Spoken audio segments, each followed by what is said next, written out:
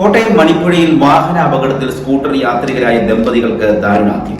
മൂലവട്ടം പുത്തൻപറമ്പിൽ വീട്ടിൽ 45-കാരനായ PS മനോജ്, ഭാര്യ 32 വയസ്സുള്ള പ്രസന്ന എന്നിവരാണ് മരിച്ചത്. ഇന്നലെ ഉച്ചകഴിഞ്ഞ് 3:30-ഓടെ മണിപ്പുഴ സിവിൽ സപ്ലൈസ് കോർപ്പറേഷൻ പമ്പിന് സമീപമായിരുന്നു അപകടം. മൂലവട്ടത്തെ വീട്ടിൽ നിന്നിറങ്ങി ഒരു കല്യാണ ചടങ്ങിൽ പങ്കെടുത്ത ശേഷം സ്വന്തം കടയിലേക്ക് പോകും വഴിയാണ് അപകടം സംഭവിച്ചത്. പമ്പിൽ നിന്നും പെട്രോൾ അടിച്ച് റോഡിലേക്ക് പ്രവേശിക്കുമ്പോൾ കോട്ടയം ഭാഗത്തു നിന്ന് അമിത വേഗത്തിലെത്തിയ പിക്കപ്പ് വാൻ ഇവർ സഞ്ചരിച്ചിരുന്ന സ്കൂട്ടറിൽ ഇടിക്കുകയായിരുന്നു. ഇടിയുടെ ആഘാതത്തിൽ സ്കൂട്ടർ റോഡരികിലേക്കും ഇരുവരും റോഡിലേക്കും തെറിച്ചു വീണു. ആ സമയം അതുവഴി എത്തിയ ആംബുലൻസിൽ 2 പേരെയും ആശുപത്രിയിൽ എത്തിച്ചെങ്കിലും ജീവൻ രക്ഷിക്കാൻ കഴിഞ്ഞില്ല. ജില്ലാ ആശുപത്രി മുൻ ജീവനക്കാരനായ മനോജ് നിലവിൽ നാട്ടകം പ്രാഥമിക ആരോഗ്യ കേന്ദ്രത്തിൽ അറ്റൻഡറാണ്.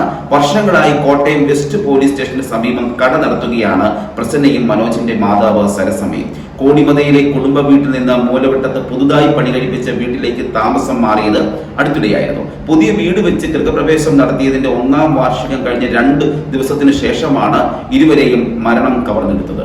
നാട്ടുകാർക്ക് ഏറെ സുപരിചിതരായിരുന്ന മനോജിന്റെയും പ്രസന്നയുടെയും വേർപാട് നാടിന് നൊമ്പരമായി തീർന്നു. മരണത്തിന്റെ രൂപത്തിൽ വിധി ഇവരോട് അത്രമേൽ ക്രൂരതയാണ് ചെയ്തത്. 2 മക്കളാണ് ഇവർക്ക്. ശാരീരിക വെല്ലുവിളി നേരിടുന്നവരാണ് മക്കളായ അനന്തകൃഷ്ണനും അമൃതയും. അനന്തകൃഷ്ണൻ +1-നും അമൃത 7-ാം ക്ലാസ്സിലുമാണ് പഠിക്കുന്നത്.